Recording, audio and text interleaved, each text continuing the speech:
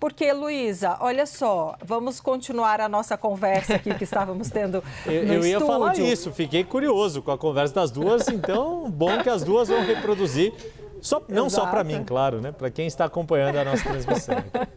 Pois é, e aí, Luísa, eu fiquei intrigada de qual a motivação de Flávio Dino dar essa espécie de spoiler, né? Adiantar que na hora da dosimetria vai aliviar para esses 3 réus, como o Yuri pontuou.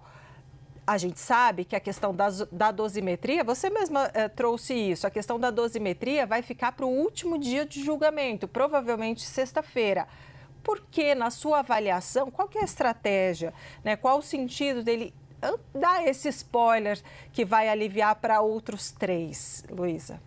Débora, boa tarde de novo, né, para você e para o Yuri, para todos que estão conosco no 360.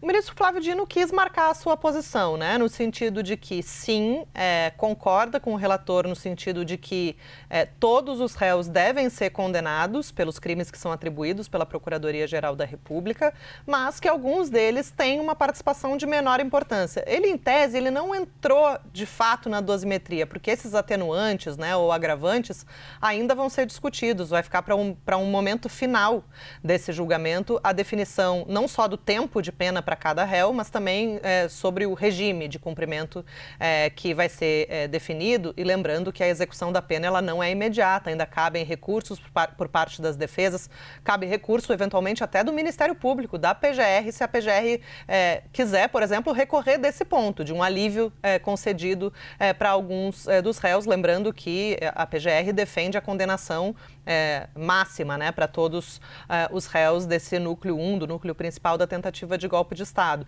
Então, embora não tenha adentrado ali no cálculo matemático das penas, Dino já quis marcar a posição que, em relação a esses 3 réus, né, Augusto Heleno, Alexandre Ramagem e Paulo Sérgio, ex-ministro da Defesa, ele entende que a participação foi menor na comparação com os outros réus, né, e que, diante disso, ele entende que isso deve ser considerado na hora de calcular essas penas. E, claro, esse cálculo, como eu falei, vai ficar para um momento posterior, mas Dino já deu esse caminho, né? E é algo que também deve se repetir, Débora e Yuri, com o voto do ministro Luiz Fux amanhã. O ministro também deve se posicionar pela condenação dos réus, mas é esperado também que ele já aponte esses caminhos de divergência em relação ao grau de culpabilidade de cada um dos réus desse primeiro núcleo. Lembrando que, como a gente sempre diz aqui, né, a tendência, e vem se confirmando até o momento, a tendência é, de fato, que Fux divirja realmente em relação a esse ponto das penas e seja o ministro que vai propor as penas mais brandas, né?